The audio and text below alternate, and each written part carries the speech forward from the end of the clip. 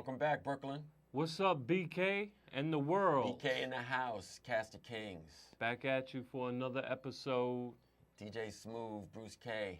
K Solo in the building. June 8th, man. Game 4 tonight. Game 4 tonight.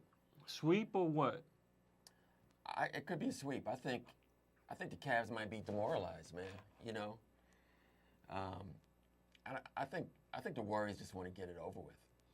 Why play around? I think the Warriors want to sweep just for other purposes. Like it would be something kind of unique, another statement, right? Another maybe cherry on top to Take signify this. There's been so much talk about LeBron and King James and all this stuff that no better way to shut that up than to sweep them. And this would be like the icing on the cake of this little 4-year back-to-back run for them. 3 titles in 4 years with the third one being a sweep. So, yeah, I think that's what's going to happen tonight. LeBron's going to have another monstrous performance. He will. It'll be a close game even. Yeah. LeBron might have a chance to win. Yeah, I mean, hey, look, even though they won the last game, the Cavs had their chances. So you can never count LeBron out. And I wouldn't bet against him.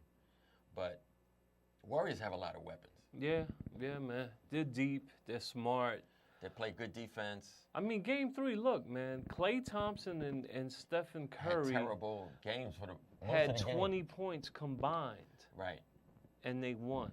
Yeah. So at that point, I think that just kind of signifies like how deep, how talented, how dominating this Warriors team is. So yeah, there's a lot of weapons. I mean, even people like JaVale McGee, right? Bring him off the bench.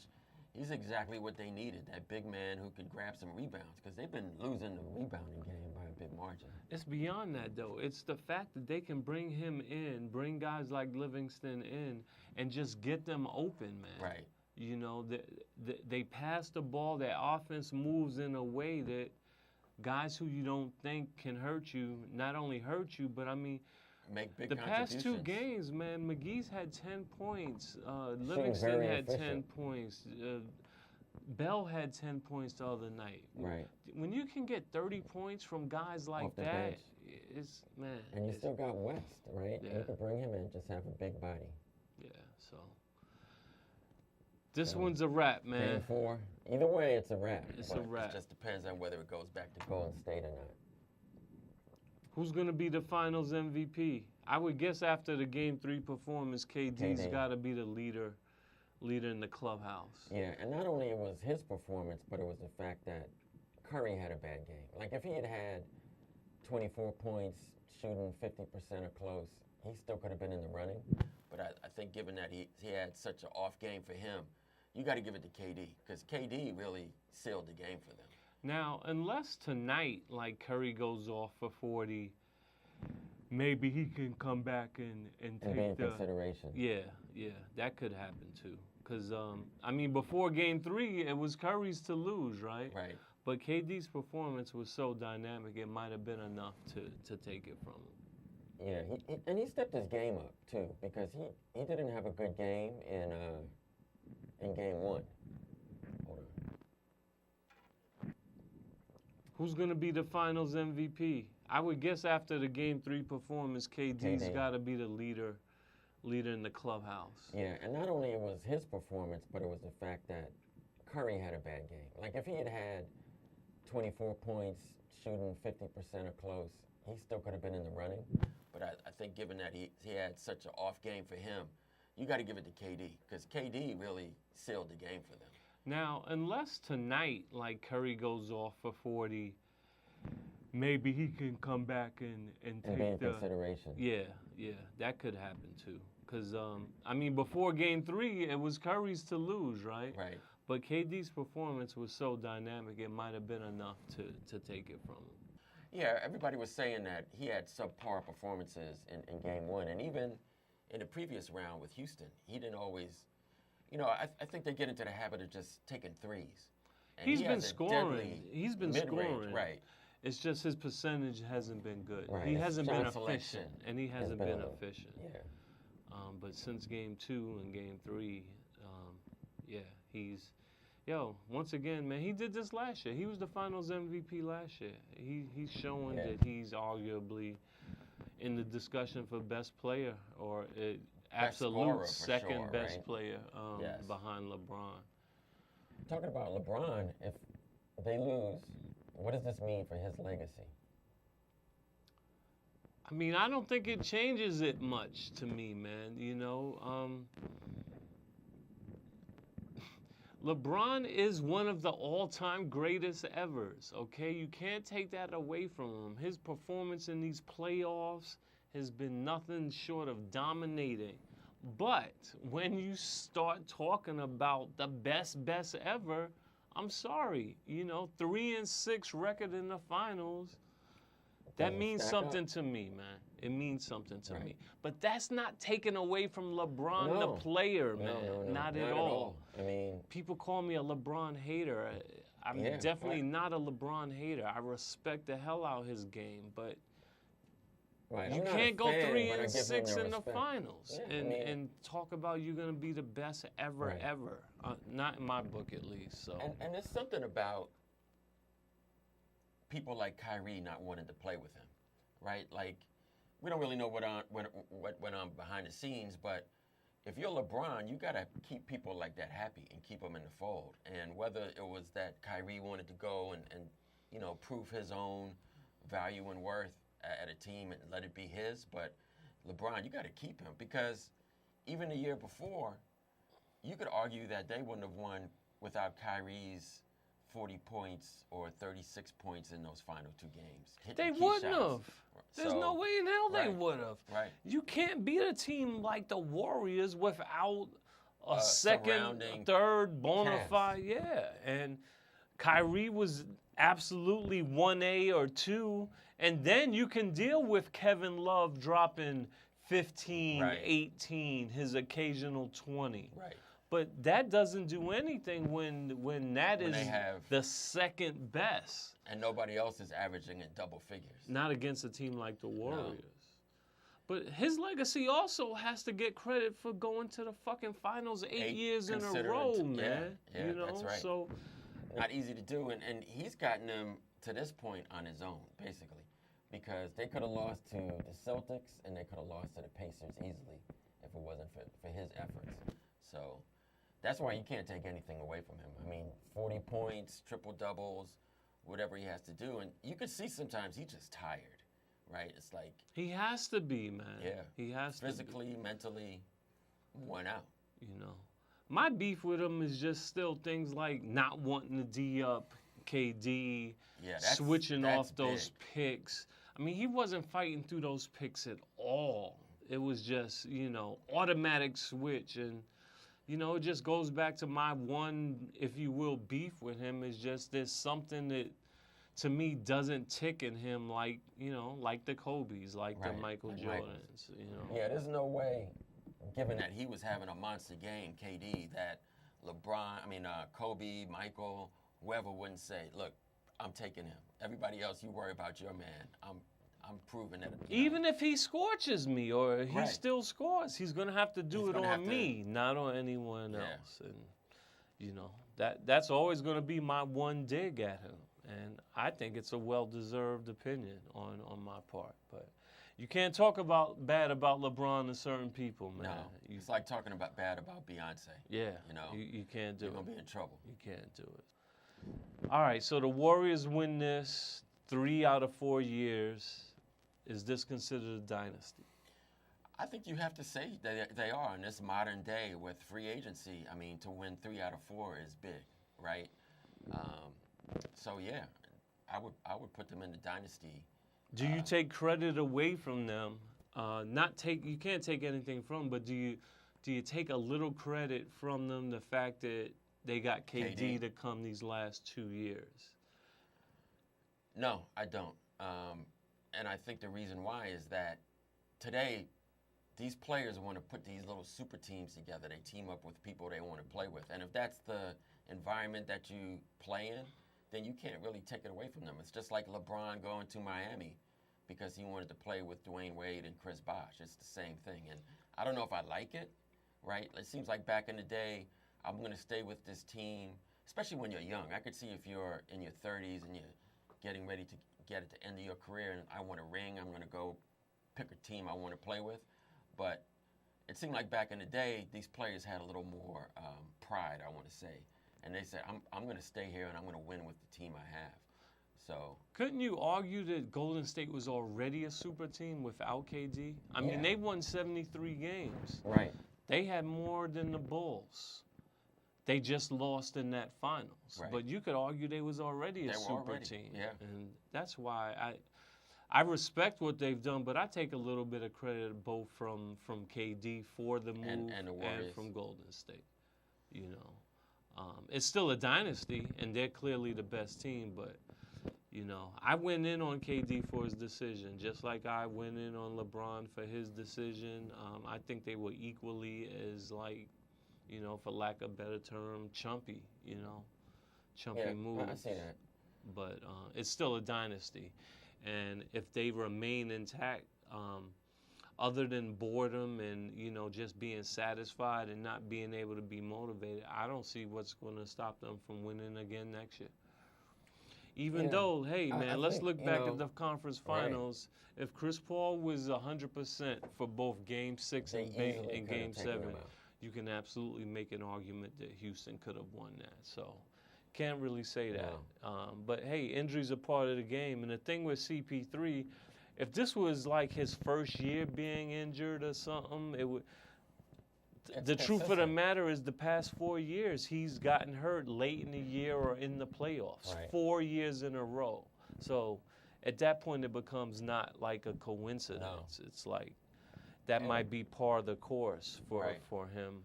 How old is Chris Paul? Like 33. So, you know, I think Golden State can be challenged. I think next year, some of those players are going to be a little bit older, right? What do they do with Iguodala? What do they, you know, David West, Livingston? They got a lot of people who probably, if they could stay, would stay, but they got to think about what's next for them, right? They probably got another good year. They're definitely going to be in the hunt, but you got some other teams who are going to be hungry. Not so much in the West, right? But Houston is a wild card. What about, I mean, there's talk out there that LeBron might go to Houston. Yeah. You know, I mean, obviously, if he goes to Houston, Houston took him to 7 games this year with an injured Chris Paul. Next year, you add LeBron to a roster with James Harden, Chris Paul, Capella, Eric Gordon. I would have to almost say Houston would be the favorite. I would have to agree with you. What would you think if LeBron went to Houston? I don't know. I mean, it's I can't fault him unless Cleveland is showing that they're going to make some moves.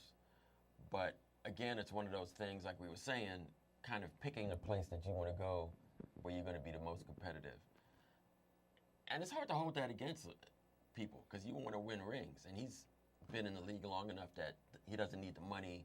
I think he just wants to win rings. But I wouldn't hold it against him, and he has the right to choose to go to wherever he goes. The players fought for that, and I believe in that. Having said that, that would be a pussy move to me still. At this point, it just says to me, you're chasing rings, which is fine, but you have to go to other teams who are already in place, full of superstars. Like, you know, you just can't ever just rough it. You can't just ever.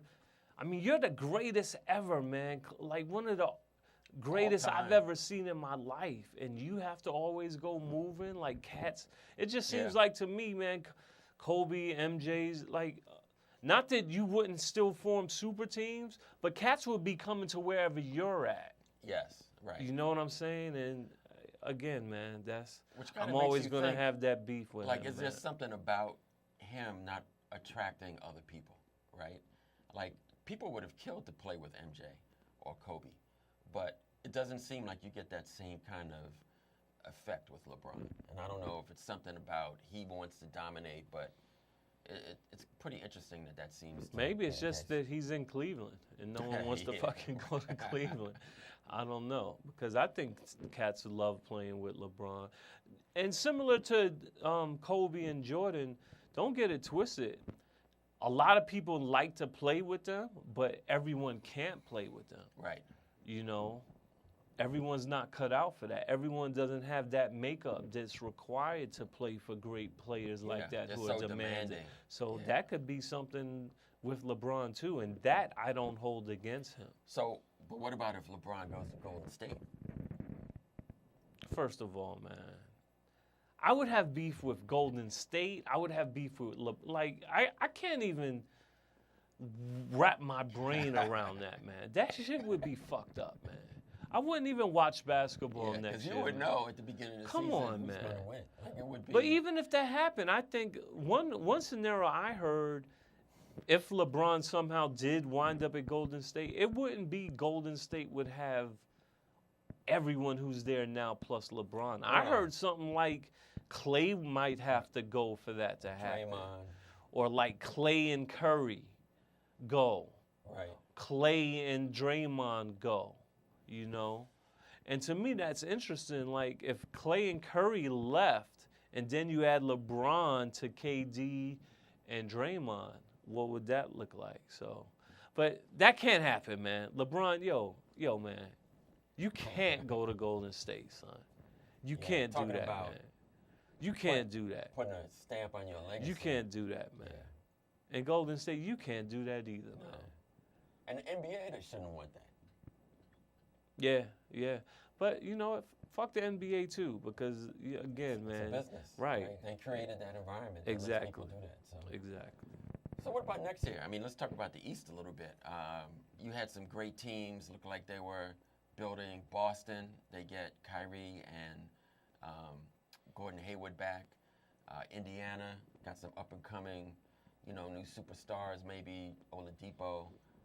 It's going to be, I'm kind of excited to see if the East can now, I'm not going to say they're going to challenge the West yet, but at least be a little more competitive. Yeah, I mean, look, if you can tell me right now with certainty that Kyrie Irving and Gordon Hayward are going to be 100% healthy, and you add them to a team that took Cleveland to 7 games, to me, Boston is it's not even close. Boston is the clear-cut favorite to come out the East and be able to compete with teams in the West. Now, once you start going outside of Boston, I'm a bit careful and apprehensive about, okay, Indiana took Cleveland to 7 this year, they're ready, a couple of things. Cleveland wasn't that good this year, so the fact that Indiana took them to 7, I'm taking that a little bit with a grain of salt. Philly, I think Philly's definitely something to consider and is going to keep getting better and better. But Philly needs one more veteran, like a veteran all-star to add to that young nucleus. And then I think you got something going on with Cleveland. And if you can get him figured out. If he gets figured out and plays anything near like number one type, plus an all-star veteran. Simmons and Embiid and now you have some. The process. Now you have some, What about LeBron to Philly? Does that work for you? It depends on who they have to give up. Well, he's a free agent, right? Yeah, he can sign, Yeah, that might work. 1 or 2 years. I think you add LeBron to, man, look what he's doing. He took a team to the finals with no one. So if you add LeBron to. With a legitimate big man. Philly's going to be a hell of a contender. To me, if LeBron goes to Philly, then you're looking at LeBron and Philly against Boston, Eastern Conference Finals. And everyone else in the East is a non-factor to me. I agree. A non-factor. But I think LeBron with Philly and Boston with Kyrie and Gordon Hayward, both of those teams can compete with anyone in the West. Yeah, absolutely. And on the West side, I just think it's, it's a matter, is Chris Paul going to stay in Houston, if he's going to be healthy, and if they're going to add anyone. What about San Antonio and Kawhi Leonard? Like, does he go somewhere? Well, the thing with him, he's not a free agent. So he doesn't really have as much control. The only thing is the control he does have is after next year, he'll be a free agent. So he kind of does have control because then don't want to lose him you don't get for something nothing. for him. So that's very interesting. Because let's say Kawhi stays at San Antonio. I don't think San Antonio is challenging Golden State. They don't have anything else. Nah, they're a bit older. Yeah, and they need to they're retool. still a great team, and they're gonna win their 55 to 60 games and be a 2 or 3 seed. But I don't think just 100% healthy Kawhi Leonard takes them over the edge. No, they need something else. So it's going to be interesting, man. You know, past couple of years, the NBA offseason has been like as exciting, if not more, than the regular season. Right. So the same thing's going to happen this year. And we got the draft coming up, right? June 21st, I think, at Barclays Center. Yep.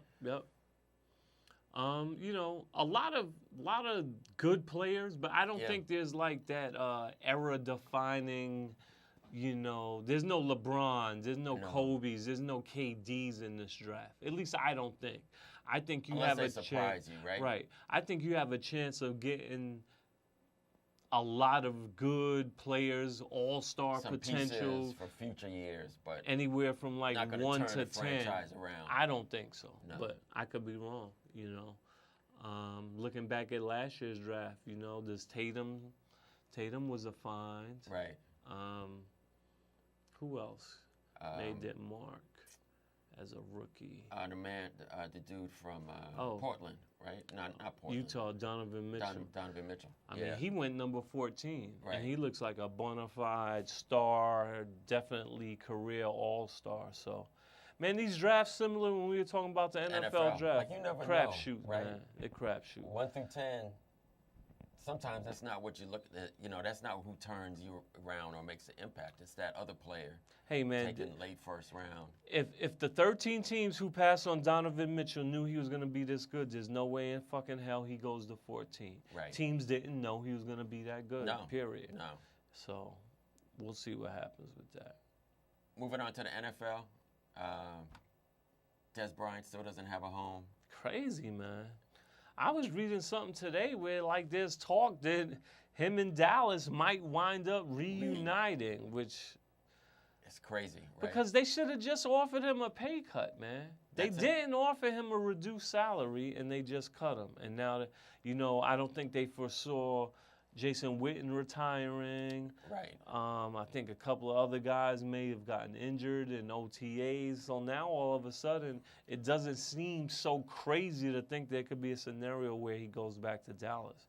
But if he doesn't do that, I'm just wondering if he's going to get picked up at this point. You know, and at this Short point, of someone getting injured or something. In other NFL news, they came out with a new rule about the flag and the national anthem. And is this really a new rule? Like, I don't really get this. Nothing has really changed to me except now it's formally written that you have to stand if you're on the field, or you could stay in the locker room. You know, I think it backfired on the NFL. I thought they were going to be able to sweep it under the rug and make it go away, and it's actually kind of blown up in their face a little bit. And then you had Trump canceling the Eagles' visit to the White House. It's just a mess. I mean, I think the NFL is really having a real PR issue. They don't know what the hell they're doing for some reason, and they're making bad decisions. And I'm so tired of actually talking about this, because this whole anthem shit and standing and the U.S. and that's not the fucking point, man. Right. No. It's not the point. It never was the point, and it's just so far to the left right now. It's too frustrating for me to even. I don't even want to talk about it, because it's a waste of my time. It's a waste of breath. It has nothing to do with the real issues. Everyone's missing the boat. The NFL's blown it. I feel the players have blown it. The players had so much, in my opinion, power and strength, and they didn't use it correctly. And Kaepernick's come in. Kaepernick's career's over. Eric Reed's career's over. For nothing, man. Right. These guys did nothing, and they now can't earn a living, man. No. And a lot of that blame to me goes on the NFL players, man, and the Players Association. And yo, I'm disappointed, and I don't know what else to say, but it seems like, I know it's an important topic, and it's but it's like, there's nothing else to say, man. I know. There's nothing else to say. So on another note, we had a little conversation yesterday. I think we should throw it out to our viewers. Have white women's booties surpassed black women's? I mean, I say, I have a caveat. Not in general. I'm going to say that white women work out more and in general seem to be more in shape than sisters. okay, that's an entirely different discussion than saying that white women over the years, for whatever the reasons are, the changes, that they now have better booties than sisters. That's crazy to me. I will never say that. And I just don't think it's accurate. And I meant to text everyone who was at that discussion just today, me going to the barber shop and me moving from my crib to Lower East Side and back here to the studio. You say no? Game over, man. The sisters are handily holding that title down and will be for the foreseeable future. Now, have I noticed that more white women have nice bodies, specifically backside? More shapely, absolutely, more curvy, absolutely. more curvy. But because you went from like where they all used to have fucking lower backs, no ass at all, to disease, to seeing them now, start coming up. That's still a long way from overtaking sisters. But you know what I noticed with all the gentrification going on in the hood? I'm at Taco Bell yesterday, and there are a bunch of white women in there ordering Taco Bell. And I'm thinking, they're starting to eat the same foul food that we eat because they're moving into the neighborhoods, and it's not changing. They're going to the Caribbean restaurant, getting some jerk chicken, rice and peas. They're in the soul food restaurants. No, So, I won't dispute any of that. Yams, collard greens. But do you think that's the only, I just don't get what has changed. Is it just food? Is it just diet? Is it something else? I don't know. That part I don't know. I would say, like, there's a group of black women. You're not going to touch them, right? These sisters are just fine and stacked. There are a lot of our sisters are big, right? And they're just too big to even put in that category. It's like, y'all need to get in the gym. Right, no. And I think that's what's distorting it to me. It's like, you got to take a whole group of people and you take them out the equation because they're just large. Yeah. And when I say that, I don't just mean big as far as just, it's just big and just humongous. I'm talking about just right, shapely, size, curve, proportion. Thickness. Because there can be someone who's slim that has a beautiful ass. That's true. It's not just like you don't have to be a thick chick all the time. It's just, for me, it's that proportion. It's that, I know it when I see it. And I know it when I rub it. Padow. So, interesting conversation. We might get a few phone calls on this one. I don't know. We'd love to hear, have you call in, write in, comment, Cast of Kings, YouTube. Let us know your thoughts. We'd love to hear what you think.